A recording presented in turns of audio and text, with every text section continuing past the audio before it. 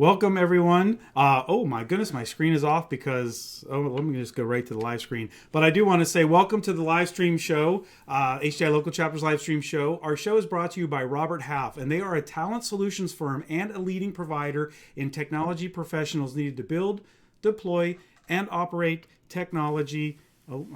About 6 months ago, we really started getting the show kicked off, and it's the end of June, so we're halfway through the year, and we thought we'd have a little reunion episode with some guests from the past in our first 6 months on being on Twitch and YouTube. So we've invited some of our fan favorites, our show favorites, and just people that we really enjoyed. Every guest was wonderful, by the way, but we had to limit it down to a select few. So let me get started. First introduce Ben Brennan, who was on episode 1. He got this whole thing started off talking about breaking the rules in IT, and has since started his own podcast show. Next we have Doug Rabold, who was on episode 2, which was our first technology smackdown. That was pretty cool. And he was also on episode 24, where we had some folks from HDI Local Chapters talking about what we are, who we are, what we do, and things like that. We have Sandy Seroskie, who's also on episode 24, who is a legend in the HDI Local Chapters community. We have David Cole, who was basically the leader of our national organization through that pandemic and got us through this crazy virtual world. And we also have Jen White, who is from episode 25, who talked to us about sales and technology, some alternative to the technology field. And I also want to give a quick shout out to 2 people that couldn't be on the show tonight. They both had family obligations. One was Tori Pullman. She was in episode 5, who humored me by dressing up with me as Star Trek captains and officers and talking about career of the next generation, about getting people into the technology field. And also Amy Ernest C. Lang, who was on episode 21, that loved this show so much that she's now one of our producers. Welcome to the show, everybody. Thanks. So I thought we would talk tonight about, I wanted to ask each of you, you had great topics on your show, but we really wanted to reach out to see if there was something you may have wanted to share with us that you didn't get to share on the show, because this is a 15-minute show, which it'll be a little longer tonight. We have 5 guests, and some of us like to talk a lot. But anyway, I'm going to start out with Jen. Jen, you were on the show talking about a career in tech sales. What else would you like to share with the audience? Yeah, something that we kind of ran out of time is that technical sales traditionally is a very mobile profession, but I want to let people know that I'm disabled. You can do this job if you're disabled. You ask for the accommodations. You show up in a meeting in a scooter. You show up with a cane. You show up in crutches. Whatever it is, you show up. You ask for the accommodations from your company, and you keep on going and never give up. That's one message I just wanted to impart to everyone, that this is something you can do. And I've definitely faced a lot of issues with several companies who I'll protect their identities here, but it is a rough road. I'm not going to lie, but all I can say is don't ever give up. Man, thank you, Jennifer. And you're right, because tech sales doesn't affect you here. I mean, you if you're really good at what you do, that is wonderful. And I wanted you to share that message, because I know you and I, as most of you on this show, this episode tonight, know there's 15 minutes goes fast, even when it's just one guest and you don't get to share everything. And Jennifer's, your episode was great because I even talked to you about this. I never really thought about, I couldn't sell anything I really didn't believe in. I didn't really think about, well, I like technology. I believe in technology. Wow, I could actually sell technology. So it was really, really, really great. So thank you for that. Great. Thank you. Sandy, you want to share something that maybe you've learned or something different since the last episode you were on? Yeah, just to re-emphasize what I talked about, Tom. Just that this community has had such a huge impact on my career and personal life because members like Jennifer are always willing to share their knowledge to help you be successful. And since I was on the Cinco de Mayo show, of course, some places have started bringing employees back to the office, and how am I going to do that? So I just thought this is such a great example of the power the HDI Local Chapter community has to help you navigate through the new workplace to avoid reinventing the wheel. So I want to urge everyone out there, just engage with this community. They're so willing to share their knowledge to help you be successful. And they'll tell you what's working, what isn't working, and they'll get you to your desired state faster. Yeah, Sandy, you're great. And one thing I keep saying, like on a lot of episodes, this HDI local chapter community is so wonderful. I mean, look, this show, I had no expertise in doing something like this, but you guys encouraged me, kind of pushed me up there, I guess, maybe because I was the one sucker that didn't step back fast enough. But no, seriously though, I since I found this community, I've really advanced in my career. It's given me a lot of confidence and just friends, and I can, earlier today I was on the Seattle. I attended the Seattle local chapter, and they were talking about healthy help desk checklists, and I went, that may be something I might be doing in the future or thinking about in the future. So that was really a good thing to learn. So the community is wonderful. Ben, how about you? Let's talk about what you want to share with the audience since your last episode, which was, by the way, 32 weeks ago, probably, because we had a week off in between, somewhere in there. Yeah, I mean that was fun to be guest number one because I didn't have to follow anyone. So I think there would have been more pressure if I actually knew how good it would be.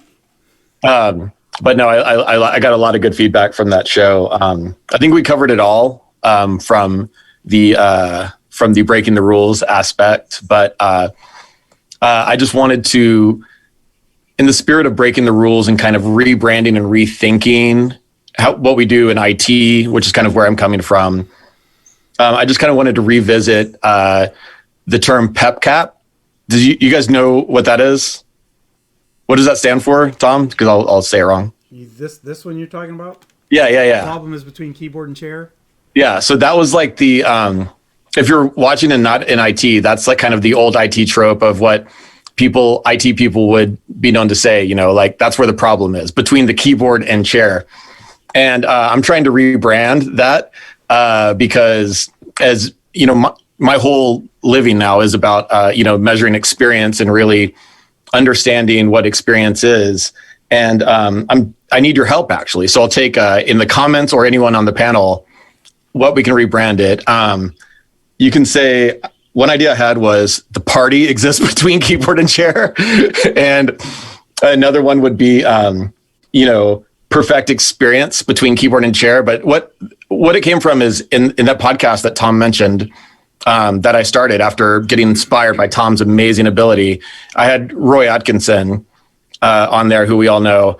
And of course, he said 8 million brilliant things. But one of the things we were talking about as far as experience goes is, experience is such a fun buzzword that everyone loves to slap on, their products or their metrics or whatever. But really, if you look at a lot of the experience tools and the way we measure things, we're measuring every login, AD credentials, how much uptime there is, AWS, on-prem, whatever. We're measuring everything through the Wi-Fi routers, Ethernet cables, whatever, down to the computer.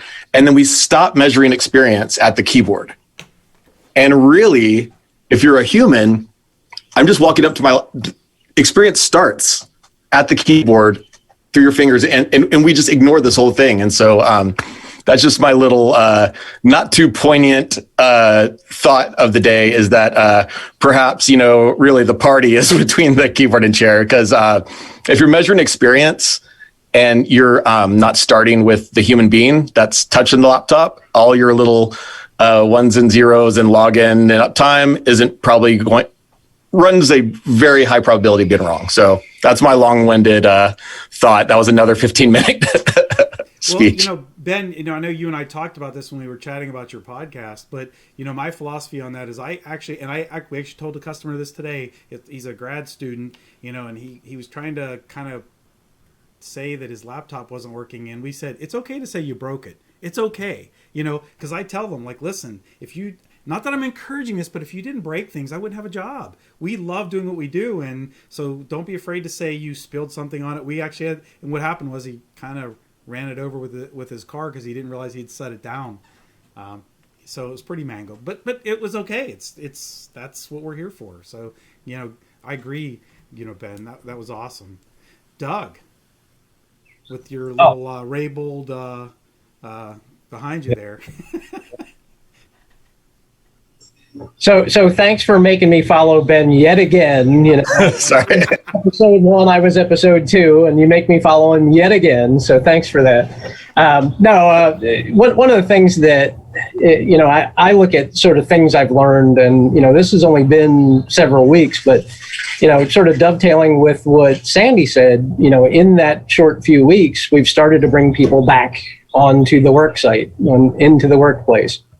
And one of the challenges that I've found that's been very interesting and enlightening, because one of the things that I talked a lot about during our cast was the emerging professional and looking for that what I like to call the techlectic individual, the person that has a lot of skills and maybe doesn't have a whole lot of IT background or training, but has that mentality, those digital natives that want to get involved in this industry. But man, are they savvy. I mean, I can't tell you how many times in interviews just in the last 3 weeks where I've heard, because we're still on that quote unquote pre-pandemic wage scale or wage rate. And they're like, hey, Doug, I can go to McDonald's right now and get paid that much. So, I've got to go back and basically rejigger how, what's their accurate pay scale now that we're getting past this pandemic. If they can go and flip burgers for the same price as I'm going to take, ask them to take in order to answer call after call after call for 8 hours a day, 48 hours a week, I need to take a hard look at what do I need to change. And I think that's something that in IT we've been notorious about not doing. We're so into our box that it's very difficult. And this sort of ties into what Ben said too. We sort of get in that box where we have this one way of thinking, and now we need to take a look at different ways. How do I step outside of my box and look at things from that experiential perspective of where I'm coming from? Yeah, Doug, and I agree, and I want to as part of the research that I do for the show and for other things, I've been talking to some of those technical recruiters out there, and they're telling me that the market is coming back better than it was in 2019 for the technical professionals. And they also told me that there are many employers who have an unrealistic pre-COVID wage expectation that is part of the reason why they're having trouble filling positions, because they're not willing to think about that outside of that box of what they were in for all these years. So it is pretty interesting. And I love that you talk about like bringing people in that may not have the quote experience. My son just graduated from college, and he told me he used to hate computers and robots hated him or something like that. And he's actually into engineering right now, but when I start talking about like my field and things, he understands everything I'm saying. Like, well, wait a minute, I thought you didn't like computers because you understand everything I'm talking about. He goes, well, that's just stuff I know from just general. So, David, how about you? Well, I'm really glad to hear what everybody had to say, and especially following up after Ben and Doug. They both talked about two things in this industry that I love, which is figuring out what the users of the technology need, and then figuring out what the people supporting the technology need, because I love being that balance in between, trying to make sure everybody's happy. It's just in my nature to try to host the party, so to speak. I do like that party exists between. I like potential too, or possibilities, but so I think that's a really good example. And whenever I've looked for people who I want to represent my organization as a support person, or, as someone who'll be implementing a desktop engineering design challenge. I look for them to really understand why why the company does what it does. And, I think back to my very first job in fast food way back in high school. And the first thing they did was sit me down and show me how a potato turns into a French fry, and then gets handed to the customer. And they showed the farmer pull it out of the ground, and then it turned into a French fry eventually. And I think that's something people lose sight of. You get told like, oh, so we reset this password, or we grant access to this application. But the person doing those things doesn't understand why. They don't understand, the transaction that happens at the end of the person they're supporting. So I just think that's something we lose sight of, and I always try to bring it back to that. And it helps you understand, what's critical in that job. And it goes all the way back to the thing that we always talk about, and hopefully a lot of companies do, which is the mission, vision, values kind of stuff.